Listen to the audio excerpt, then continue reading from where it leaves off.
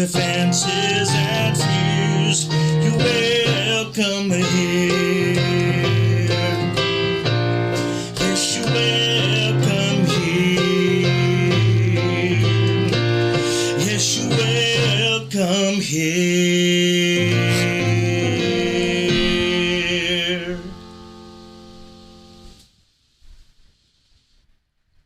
Good afternoon. I'm Reverend Dave Thompson, and I'm really excited to bring you back today to our Civil Human Bible study. I'm a civil human servant, so what that means is that I focus my work on building human peace and common ground. So it's in that effort that I'm looking at my own spiritual heritage to try to find those teachings that I feel are applicable really across the board to all humans, regardless of our faith and regardless of our politics and our lifestyle. Let's go ahead and jump into the passage. We're right now in the end of the account of Jesus, so everything's kind of coming to a close, and it's going to be quite climatic over the next few days. So we're in the Garden of Gethsemane is what it's called, where Jesus is going to be praying and kind of, freaking out a little bit, knowing that he's going to be handed over to the religious leaders. So let's go ahead and jump into this passage and read it together. It's Matthew chapter 26, verses 36 through 46. Starting with verse 36. Then Jesus came with them to a place called Gethsemane and said to the disciples, "Sit here while I go and pray over there." And he took with him Peter and the two sons of Zebedee, and he began to be sorrowful and deeply distressed. Then he said to them, "My soul is exceedingly sorrowful, even to death. Stay here and watch with me." He went a little further and fell on his face and prayed, saying, "O my Father, if it is possible, let this cup pass from me. Nevertheless, not as I will, but as you will." Then he came to the disciples and found them asleep and said to Peter, "What? Could you not watch with me 1 hour? Watch and pray, lest you enter into temptation. The spirit is indeed willing, but the flesh is weak." He went away again a second time and prayed, saying, "O my Father, if this cup cannot pass away from me unless I drink it, your will be done." And he came and found them asleep again, for their eyes were heavy. And so he left them, went away again and prayed the third time, saying the same words. Then he came to his disciples and said to them, "Are you still sleeping and resting? Behold, the hour is at hand, and the Son of Man is being betrayed into the hands of sinners. Rise, let us be going. See, he who betrays me is at hand." And spoiler alert, it's going to be Judas, who we already know Jesus has told us is going to be betraying him. But this is the moment when he does. So this is right before that happens. So what's going on right now? I want to set it up a little bit so that we have some idea of what's happening here. At this moment, they've just finished their dinner, and Passover dinner is this really important yearly religious holiday where people celebrate their freedom from slavery in Egypt, and the celebration of Moses leading the Israelites out of Egypt and to Jerusalem and Israel, where they currently live in their promised land. So this is a huge deal for the Jewish population. Hundreds of thousands of people have flowed into Jerusalem at this time. And now it seems that Jesus has taken his disciples to sort of a side place, a place to get away from everybody, where they can be on their own and just sort of enjoy each other's company for a little while. One thing I love about this particular passage is that it's going to be a really great emotional insight into Jesus and what it's like to actually go through the process of becoming a martyr. And that is no small task, as I'm sure you can imagine. I want to wrap this conversation and story up talking about that and talking about what great courage is and what strength and valor really mean and how they can be seen in the people who really sacrifice themselves for what they're doing. So let's walk through the passage a little bit so we can get an idea of what actually is going on and why he's saying these things to the disciples. So he takes his disciples to Gethsemane, which it means olive press. So they were just at the Mount of Olives. So it's very popular in Jerusalem. Olives grow really well. And so it's a big trade for them is olive and pressing the oil. So it would appear that this garden or this place has been named for that. Nevertheless, this is a place where Jesus is able to just kind of be on his own. So he takes the disciples to this area, then he sets them aside and says, hey, you guys, just hang out here. And then he takes 3 people. He takes them to like another location. I don't know if it's over a hill or if it's a little further down, who knows? But what we do know is that he takes Peter, who he just said is going to betray, or not betray him, but is going to leave him and deny him 3 times. And then he takes, as we heard, the sons of Zebedee.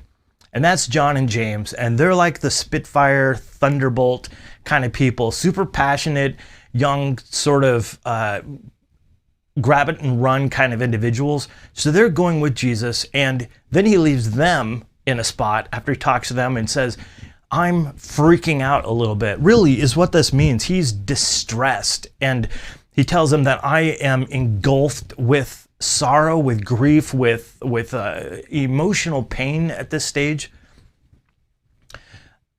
This is really important. And I really appreciate that Matthew included this in his account of Jesus. This next phase that we're getting into with Jesus is really oftentimes becomes old hat, especially for those of us who come from a Christian tradition, where on Christmas, we always celebrate the birth of Jesus, and on Easter, we celebrate the Last Supper and his death and resurrection. There's like pageants and dramas and music, and so we get this picture of Jesus beautifully lit on a cross and this wonderful, touching experience, when in reality, we're talking about a man who is having to go out on his own. Not only is he not able to bring his disciples, but he's not even going to have his best friends. They're all going to leave him, as we're going to see coming up. It's just about to all go down right now. I appreciate this. I appreciate the fact that we get some perception and some insight into what Jesus is experiencing. So he goes off into his own and prays. I love this too. He goes off on his own. Sometimes, I know I have to get away from everybody, even my spouse. I have to get away to talk about the things and think about the things that I've really got to make a change for, or something I'm going to be facing that's going to be very difficult. Lord knows I've been praying for this election here, and everybody else has, because we're all just kind of wondering what's going to happen. It's a lot of anxiety. So you can imagine Jesus' perspective right now when he's praying is even far greater. And in fact, in one of the accounts, it says that he sweats as great drops of blood. In other words, he's sweating so much, it looks like he's bleeding. Like it's that kind of loss of liquid that's so over the top. So he comes back to his disciples and he discovers them sleeping.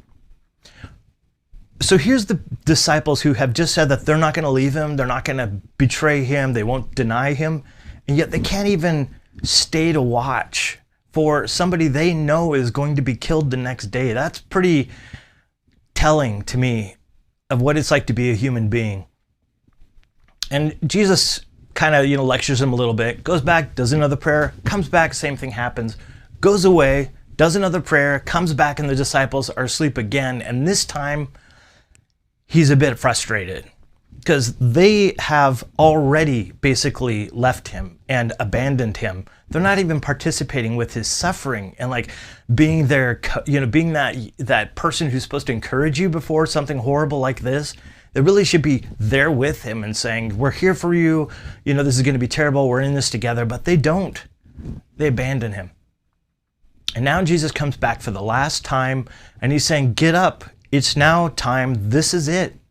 You guys have missed out. You slept through your last moments with me. Now the betrayer's coming down the road. And so we're going to see in the next study on Monday, Judas is going to hand him over to the religious leaders. There are a couple things that I felt were really important takeaways from this passage, especially just as a human being, like all of you who are going through quite a bit of stress these days, especially with, an election and all that comes with that. I want to point out this. We share the same experience that Jesus did back then. when we have to face the challenges that are really difficult, it gets even worse.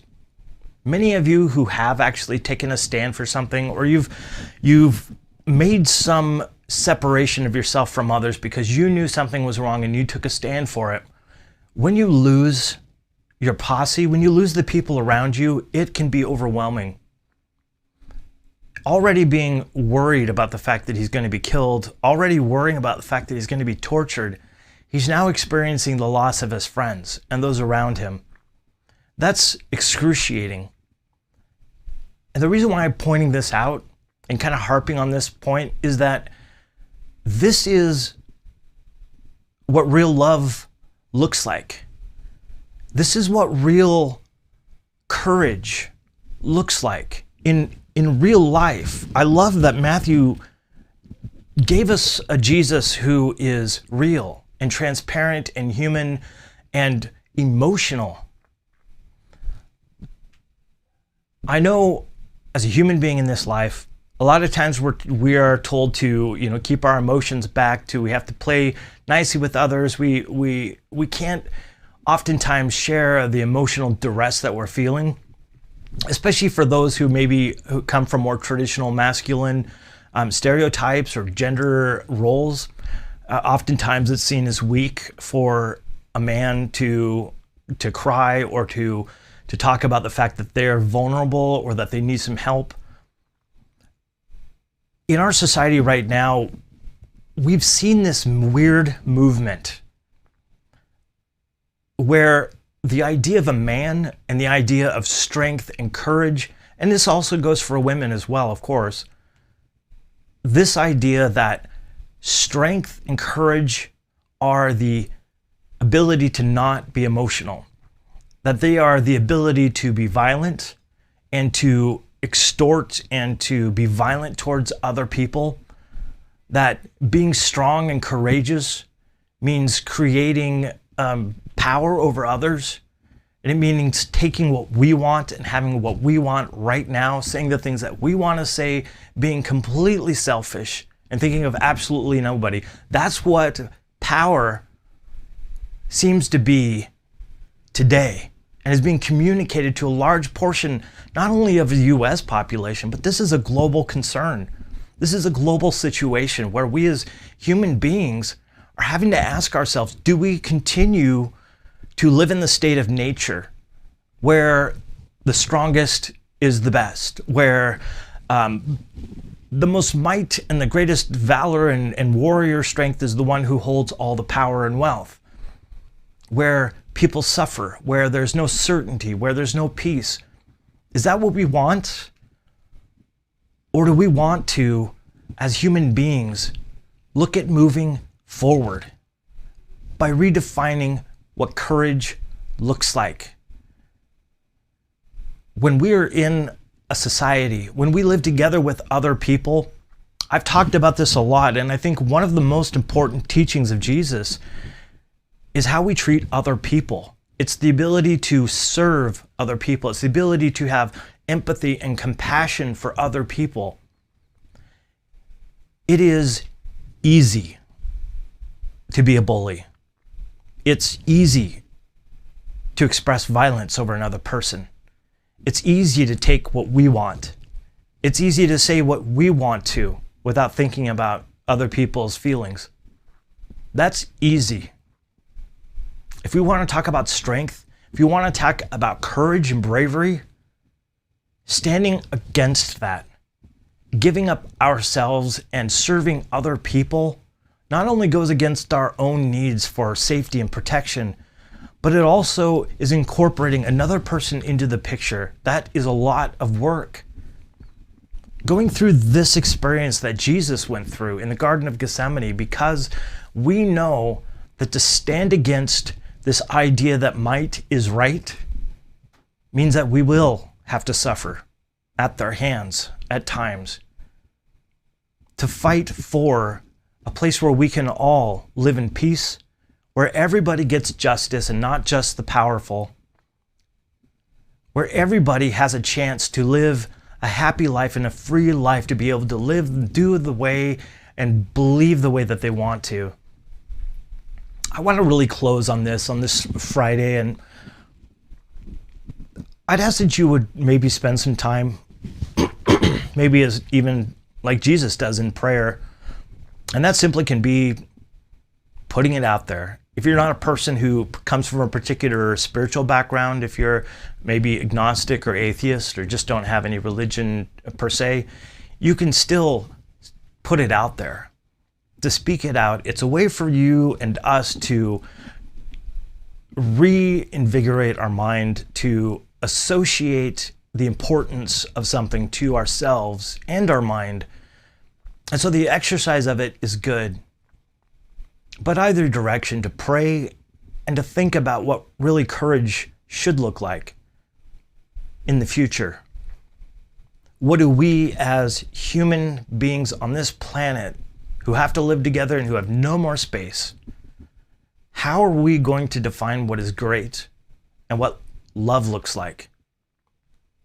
I would pray that you would consider the great strength and the great courage and the great demonstration of valor that love is. I want to thank you for joining me today. As always, your participation and your reflections on this study have been really an encouragement to me, but also have been encouragement to others. And your reflections and your comments, it's so great when you leave those in the notes. If you have thoughts, even if they're small, to keep those and put those in the comments so other people can share those thoughts too. Because you're the only person in this universe who can think about things the way that you can. I would love it if you would subscribe to the YouTube channel. There's a little box right down here. Click on that, you can subscribe, and we'll stay in contact with one another, because there's some exciting things coming up that I'm really excited to tell you about, but haven't quite gotten there yet, but soon. And until we meet on Monday again, live at noon, I want you to know that I love you. And I hope you choose to love yourself. It's the only love in this world that we have any control over. And now I would invite you to join me as we go about the rest of our day and our weekend, loving those around us the same way. Thank you.